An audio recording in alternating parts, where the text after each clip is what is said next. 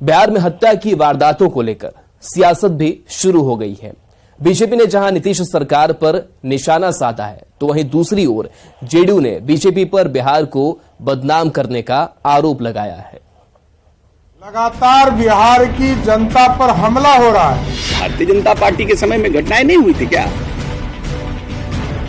वो कैसे डिफेंड करते थे उस समय नीतीश कुमार को? कोई तबका नहीं है जो आज आतंकित नहीं है। से अगर कोई विशेष बदनाम करने का काम किया है कोई पार्टी, वो है बीजेपी।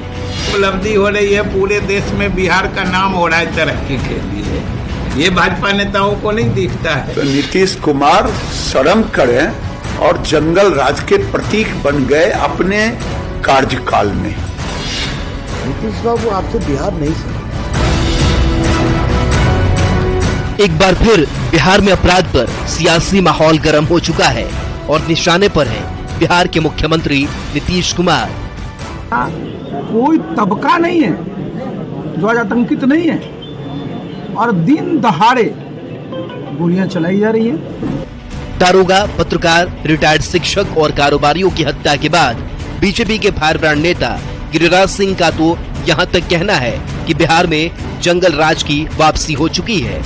बालू माफिया, किसका किसका उदाहरण दूं? उदाहरण देने लगूं तो नीतीश कुमार शर्म करें और जंगल राज के प्रतीक बन गए अपने कार्यकाल में। वहीं बीजेपी सांसद रविशंकर प्रसाद का कहना है कि नीतीश कुमार से अब बिहार संभल नहीं रहा। नीतीश बाबू क्या हो गया आपको? 2-3 दिन पहले बिहार में एक दरोगा की हत्या हुई, फिर एक पत्रकार की हत्या हो गई।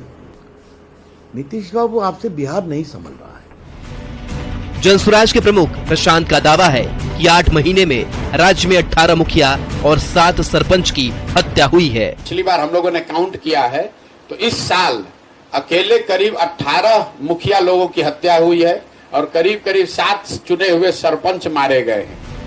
बीजेपी के हमले से तिलमिलाए जेडीयू नेताओं ने बीजेपी पर दोहरी राजनीति करने का आरोप लगाया है। भारतीय जनता पार्टी के समय में घटनाएं नहीं हुई थी क्या? वो कैसे डिफेंड करते थे उस समय नीतीश कुमार को? अब क्योंकि बाहर हो गए हैं तब ने आई बात कहना। वही जेडीयू नेता और बिहार के वित्त मंत्री विजय चौधरी का कहना है कि बीजेपी नेताओं को बिहार की उपलब्धि नहीं दिखती, वो बस बिहार को बदनाम करने में लगे हैं। कि केंद्र में भारत सरकार, उसके आंकड़ों पर भी अगर भरोसा नहीं है, उनके आंकड़े भी इनकी आंख खोलने में सक्षम नहीं हो पा रहे हैं, तो सोचिए कि बिहार के भाजपा नेता कितनी गहरी नींद में सो रहे हैं। बढ़ता अपराध किसी भी राज्य के लिए चिंताजनक बात है, लेकिन एक सच ये भी है कि देश चुनावी मूड में आ चुका है। ऐसे में अपराध पर बिहार की सियासत के और ज्यादा गर्म होने की उम्मीद है। Bureau report, news 18।